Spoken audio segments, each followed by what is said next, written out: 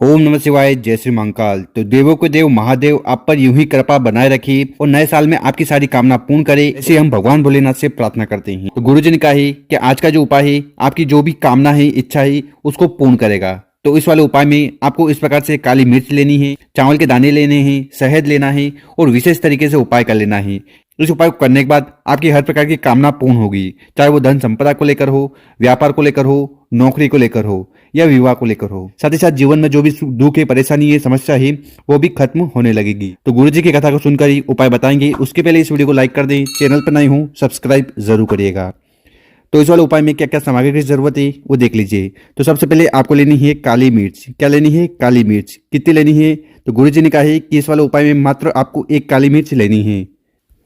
इसके बाद जो अगली सामग्री है वो है चंदन। तो आपको इस प्रकार से चंदन लेना है। कौन सा चंदन? तो आपको लाल चंदन लेना है। कितना लेना है? मात्र एक चुटकी। इसके बाद जो अगली सामग्री है वो है चावल। तो आपको इस प्रकार से चावल लेने हैं और जब भी चावल की बात होना तो आपको इस प्रकार से एक अक्षत का दाना लेना है जो कहीं से भी खंडित ना हो।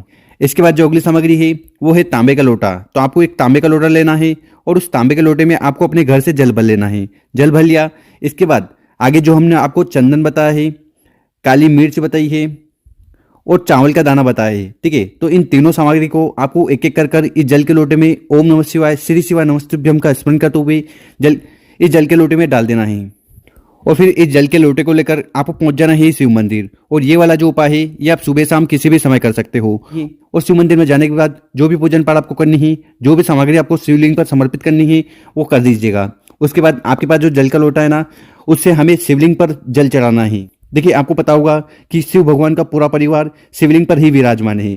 तो आपके जीवन में जो भी दुख है, परेशानी है, समस्या है, उसका स्मरण करते हुए आपको जल को 5 जगह समर्पित करना है।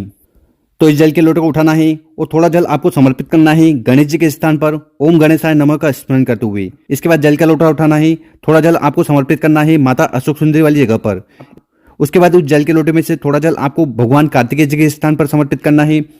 इसके बाद उस जल के लोटे में से आपको थोड़ा जल समर्पित करना है माता के हस्त कमल पर।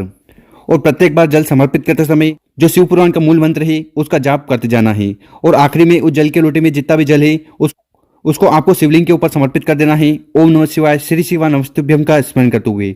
और इस जल के लोटे में जो भी आपने सामग्री डाली है, एक काली मिर्ची और एक चावल का दाना, उनको उठाना है, उनको आपको शिवलिंग के ऊपर रख देना है।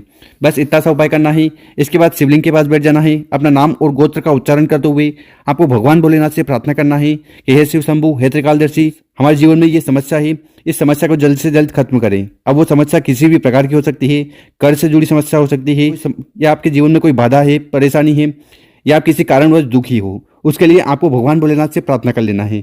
और इस प्रकार से आपको ये पहला वाला उपाय कर लेना है। अब जानते हैं गुरु जी द्वारा बताया गया दूसरा उपाय। देखिए, ये दूसरा वाला उपाय क्यों करना है?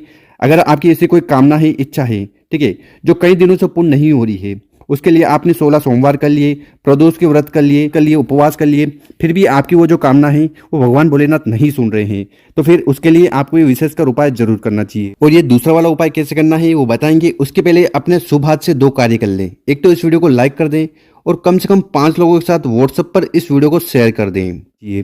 तो इस वाले उपाय में आपको क्या क्या सामग्री की जरूरत है वो देख लीजिए। तो सबसे पहले आपको लेना है बेलपत्र। तो आपको इस प्रकार से एक बेलपत्र लेना है और जो बेलपत्र लोना वो कहीं से खंडित नहीं होना चाहिए, इस बात का आपको विशेष ध्यान देना है। इसके बाद जो अगली सामग्री आपको लेनी है वो है शहद। तो आपको इस प्रकार से मात्र 1 चम्मच शहद ले लेना है।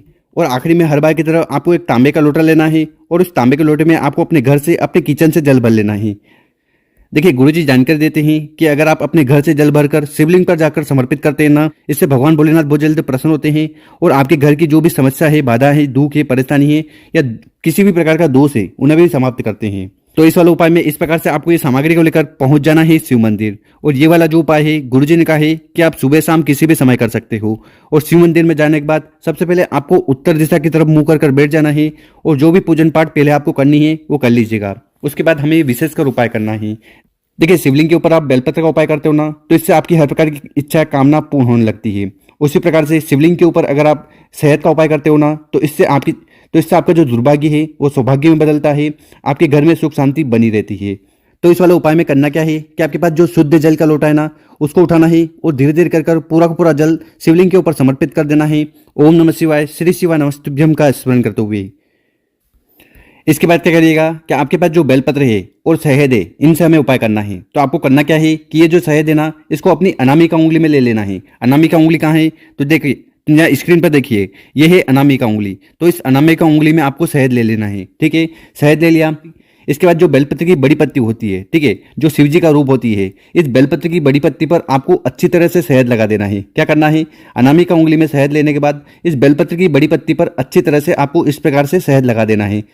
तो इस प्रकार से शहद लगाकर इस बेलपत्र को तैयार कर लेना। इसके बाद इस बेलपत्र को उठाना है, अपने सीधे वाले हाथ में रखना है और आपको भगवान भोलेनाथ से प्रार्थना करना है कि हे शिव शंभु, हे त्रिकालदर्शी, हमारी ये कामना है, इच्छा है, इन्हें जल्द से जल्द पूर्ण करें। देखिए, वो कामना व्यापार को लेकर हो सकती है, नौकरी को लेकर हो सकती है, या विवाह को लेकर हो सकती है, या अगर आपके घर में धन संपदा की कमी आ रही है, माता लक्ष्मी का बिल्कुल भी वास नहीं है, तो उसके लिए भी आपको विशेषकर प्रार्थना कर लेना है।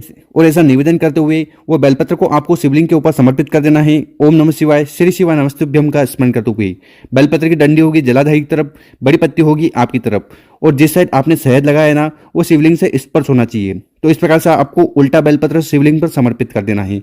इतना उपाय हो गया।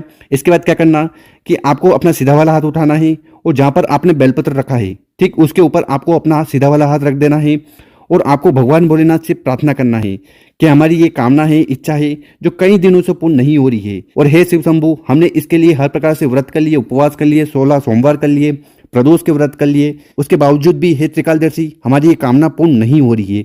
तो ऐसी प्रार्थना आपको भगवान भोलेनाथ से कर लेना है और इसके बाद आपको अपने घर चले जाना है। गुरुजी ने कहा है कि जो भी व्यक्ति इस प्रकार से विशेष तरीके से उपाय कर लेता ना शिवलिंग पर, इससे भगवान भोलेनाथ बहुत जल्दी प्रसन्न होते हैं और उस व्यक्ति की हर प्रकार की कामना इच्छा बहुत जल्द पूर्ण करते हैं। तो गुरुजी द्वारा बताया गया बहुत ही अचूक और विशेष उपाय है, कर कर जरूर देखिएगा। और अगर आपको वीडियो अच्छी लगी हो ना, तो इस वीडियो को व्हाट्सएप पर अपने दोस्तों के साथ जरूर शेयर करें। ओम नमः शिवाय।